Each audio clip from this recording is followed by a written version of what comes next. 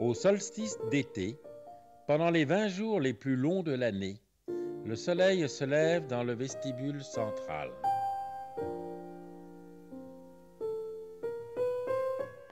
En 1559, le célèbre architecte Philibert Delorme a construit en haut d'une colline un château qui est le pivot d'un calendrier solaire dont l'horizon est le cadran.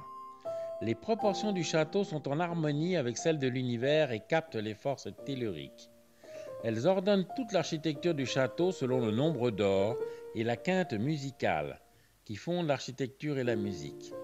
Dans le vestibule central, ces proportions sont les mêmes que celles de la chambre funéraire royale de la pyramide de Khéops. Elles mettent les forces de la nature au service des aspirations artistiques et spirituelles de l'homme. Paul et Annabelle, comtes et comtesses de Lapanouse, habitent le château avec leurs enfants Edmond et Colomba, 16e génération familiale à Thoiry. Dans les châteaux habités depuis des siècles par une même famille, les meubles et les objets d'art gardent leur mémoire et leur fonction domestique, qui est d'embellir les actions de la vie quotidienne.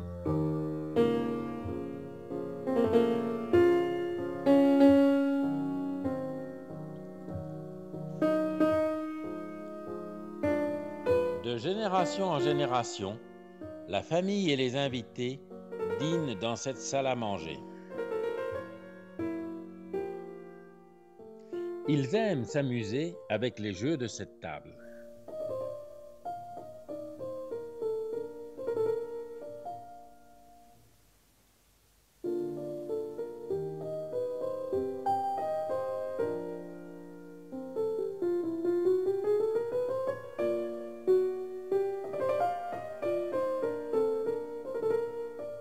Un fauteuil Louis XV, avec ses courbes harmonieuses, vous tend ses bras d'une manière différente qu'un fauteuil Louis XVI avec ses colonnes droites.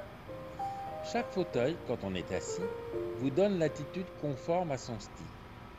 Les chiens aussi vivaient somptueusement. Ce lit miniature est la niche du chien d'un ancêtre, ministre du roi Louis XV.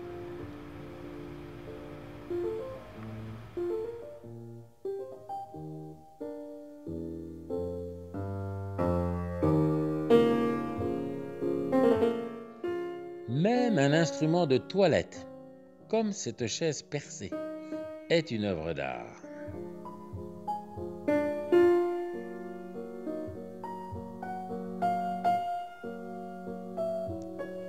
Comme tous les ancêtres qui nous sourient du haut de leur portrait, Charles et Angélique ont dormi, se sont aimés et sont morts dans ce lit où leurs enfants sont nés. Ils se sont écrits 1500 lettres d'amour, où ils s'appellent Mon Petit Chat et parlent de leurs 5 petits chatons. Les guides en costume d'époque accueillent les visiteurs. Elle nous présente Raoul Moreau, qui a construit le château en 1559.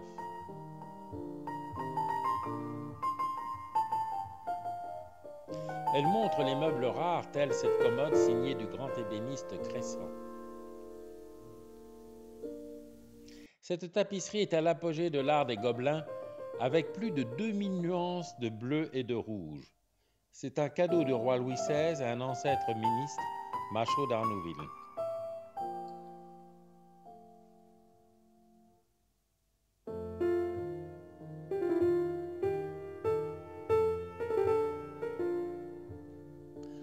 En 1740, les papiers peints et les soieries des chambres ont été importés de Chine.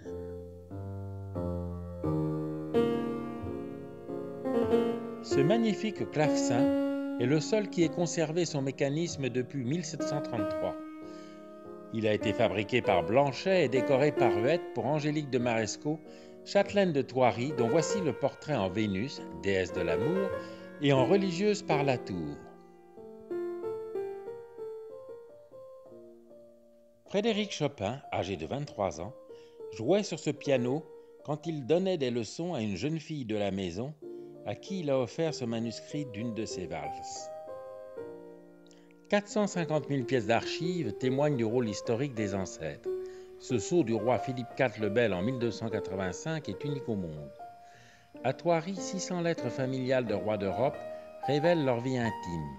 Celle-ci a été écrite par Louis, âgé de 7 ans et futur roi d'Espagne, à son arrière-grand-père Louis XIV, roi de France. Voici une des lettres où la reine d'Espagne enseigne à sa fille, la dauphine de France, comment faire l'amour. Cette lettre en code secret du roi Louis XIV a été traduite en clair par son ministre des Affaires étrangères. La comtesse de Lapanouse organise des concerts et des dîners aux chandelles sur réservation et dans la tradition des fêtes au château. Pour valoriser vos événements professionnels ou familiaux, elle met en scène soirées privilèges, incentives, mariages, présentations de produits ou signatures de contrats. Les jardins historiques de Thoiry sont classés sites et ils ont le label d'État Jardin remarquable.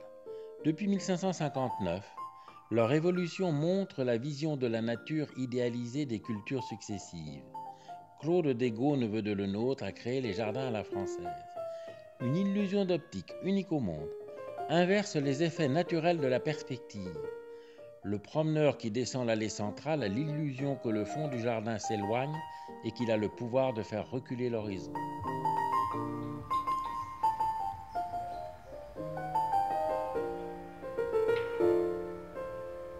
Les jardins romantiques sont inspirés par les jardins de Chine. Ils paraissent plus naturels que la nature. Chaque année, des plantations d'arbres et arbustes exotiques augmentent la biodiversité des collections botaniques.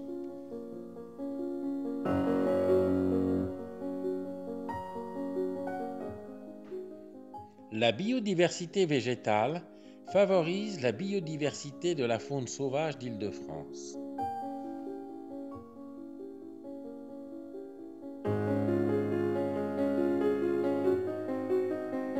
Thoiry se visite en toute saison.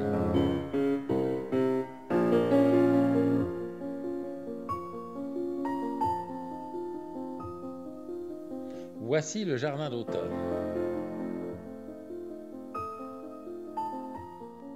Le seul grand labyrinthe interactif d'Europe, 2300 mètres d'allées et 9 ponts, fait découvrir en jouant la symbolique des animaux et de l'architecture du château. L'île des Tortues est une aire de jeu pour les enfants.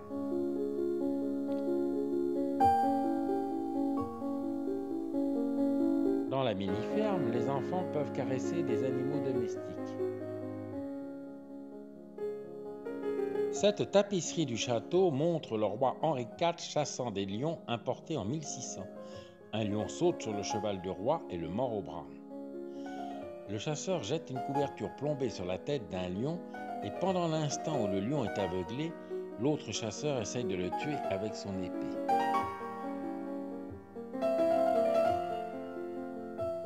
Aujourd'hui à Thoiry, les visiteurs traversent les territoires des lions, d'abord en voiture, puis à pied sous les griffes des fauves par des tunnels de verre à demi enterrés.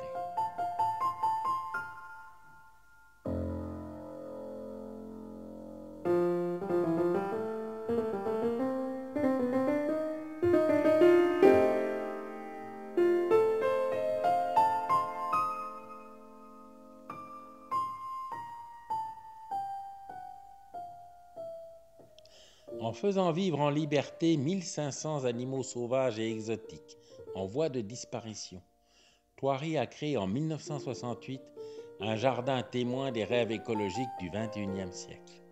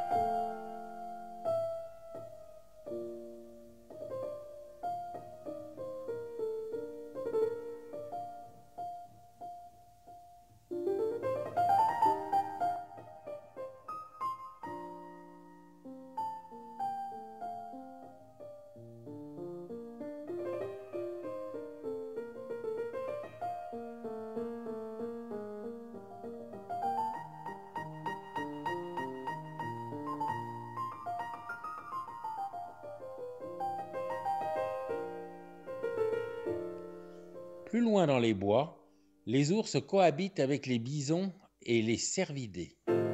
Les ours montent aux arbres, creusent leurs terriers et pêchent dans les étangs.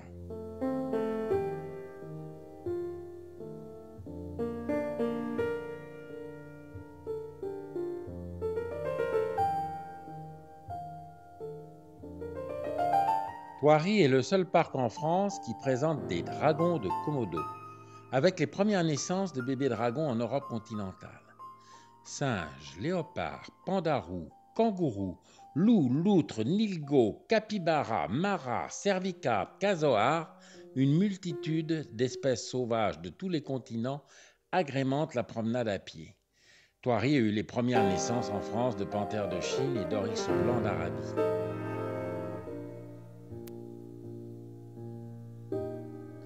Au solstice d'hiver, pendant les 20 jours les plus courts de l'année, quand le soleil disparaît à l'horizon, il se couche dans l'axe du vestibule central du château.